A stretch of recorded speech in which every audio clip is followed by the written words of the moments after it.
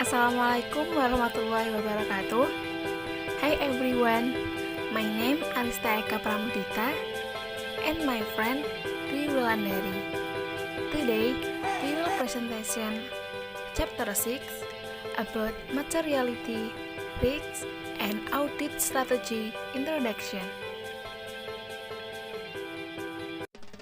Number 1. Explain the definition or concept of materiality. A. IAI in SPAP. The amount of the omitted value or misstatement of accounting information, judging by the circumstance surrounding it, may cause change in or influence the judgment of people who place trust in the information due to the removal of the misstatement. B. FSAB dropped the statement of financial statement concept. The magnitude of likely gains and misstatement of accounting information, which in that environment makes a person's beliefs change or are affected by the declares and misstatement. C. General, the amount of misstatement that can affect the user's information capacity. Number 2. Consider materialistic include quantitative and qualitative consideration. Explain the two considerations. A. Quantitative considerations. Considerations relating to the relationship of misstatement with certain case in the financial statement.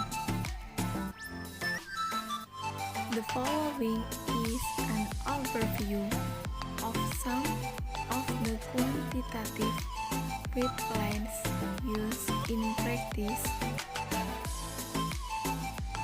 5% to 10% of net profit before tax, or 10% for smaller profits, 5% for larger profits, 0.5% to 1% of total assets, 1% of equity, 0.5% to 1% of gross income.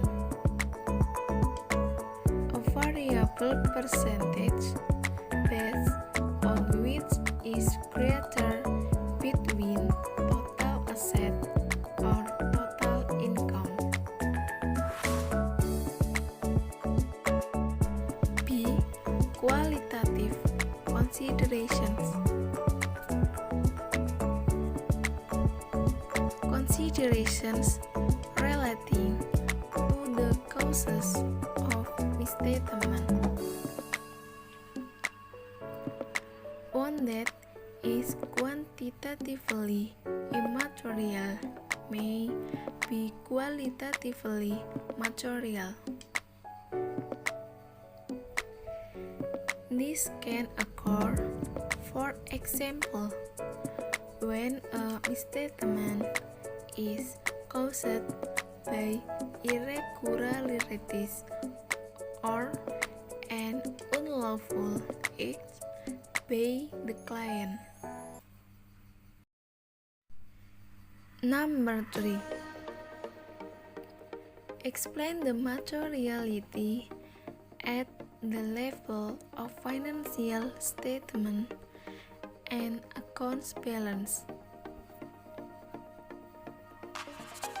A. Materiality at the level of accounts balance or tolerable statement. The maximum statement that may be in the account balance so that it has not been or not considered a material statement. B. Materiality at the level of financial statement. Having a relationship between tolerable statement is accounts that are individually material. Accumulated can be material cumulatively at the level of financial statement. Number 4. Mention the factors that influence the auditor in determining the amount of materiality. A. Auditor's individual factor. Personal characteristics have an influence on the auditor's level of confidence regarding materiality decisions.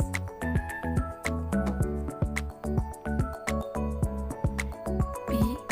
Company external factors.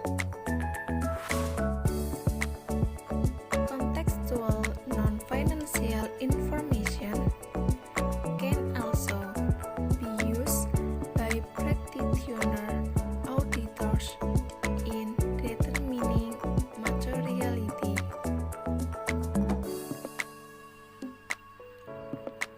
C. Level of effect of an account.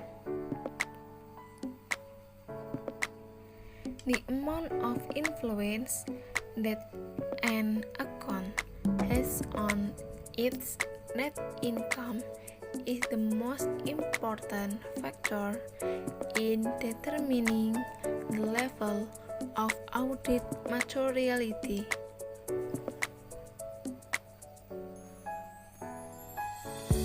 D. Factors in the condition of public accounting firm. Determination the level of audit materiality is influenced by the structure of the public accounting firm that carries out audit assignment. Number 5. Explain what is meant by audit risks. Audit risk is the risk that occurs in the case of the auditor without realizing it, not modifying his opinion properly on a financial statement that contains material misstatement. Number 6. Explain the risks of type 1 and 2 audits. A. Type 1 audit. There is a risk that an account balance contains error which, if combined with errors on other accounts balance, could result in material financial statements that are materially misstated. This is caused by an error made by a client employee in processing an accounting transaction.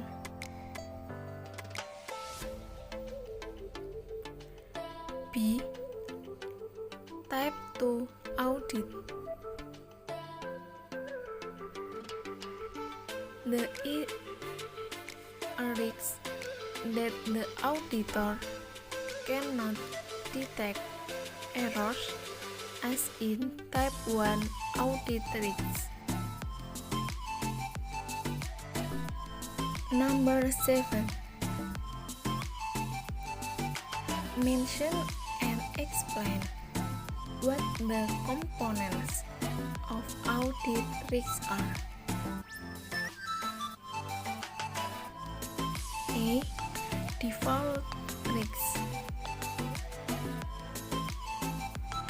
Default risk is the vulnerability of an assertion to material misstatement, assuming there is no policy in the relevant internal control structure procedure. B. Risk of control. Control risk is the risk that a material misstatement that can occur in an assertion cannot be detected or prevented in a timely manner by various policies and procedures for the company's internal control. C. Risk of detection. Detection risk is the risk when the auditor cannot detect material misstatement contained in an assertion. Number 8. Explain the relationship between materiality, risks, and audit evidence. The pictures besides illustrates the relationship of the three concepts. We establish constant audit risks and reduce the level of materiality. So, audit evidence must be increased to complete the circle. In the same way, if we establish a constant level of materiality and reduce audit evidence, audit risks must be increased to complete the circle. Number 9. Mention and explain the elements of the preliminary audit strategy. A. Primarily substantive approach.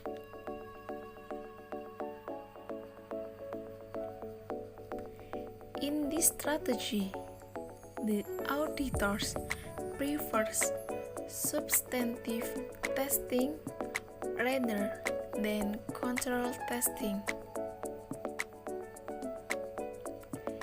This strategy is used when the auditor, based on experience and previous planning stage, find conditions. Control associated with an association is not effective.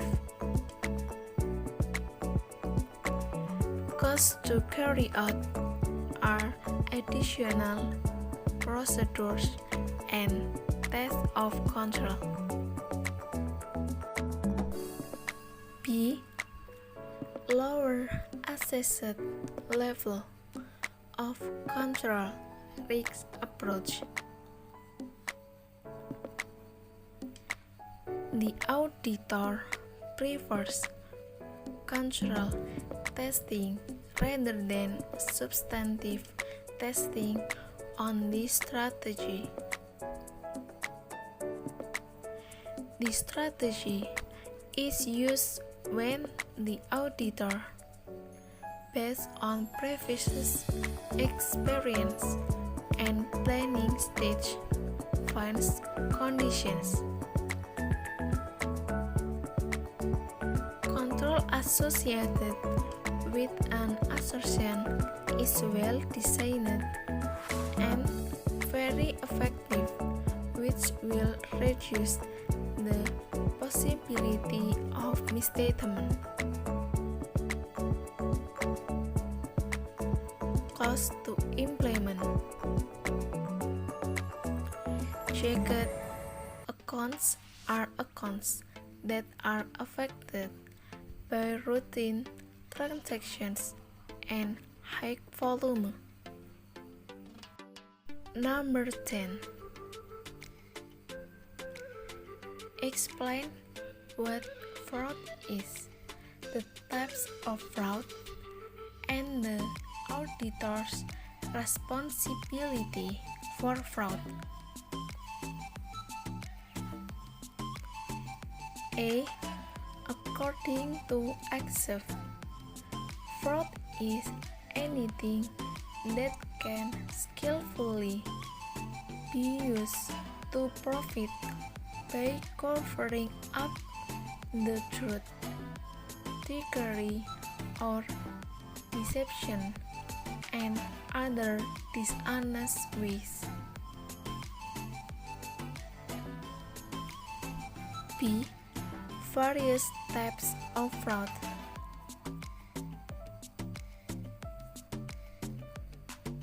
Fraudulent financial reporting.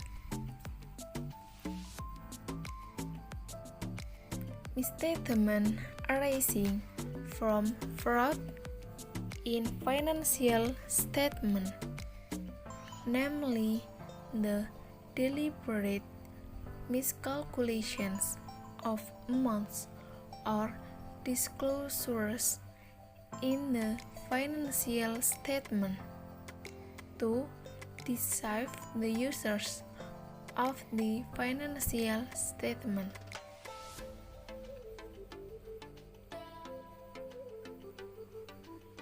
Misappropriation of assets. Misstatement arising from undue treatment, often referred to as misuse and embezzlement, by theft of the assets of an entity that affects the financial statement, are not presented in accordance with generally accepted accounting principles in Indonesia. Thank you for watching our videos. Wassalamualaikum warahmatullahi wabarakatuh. Bye bye.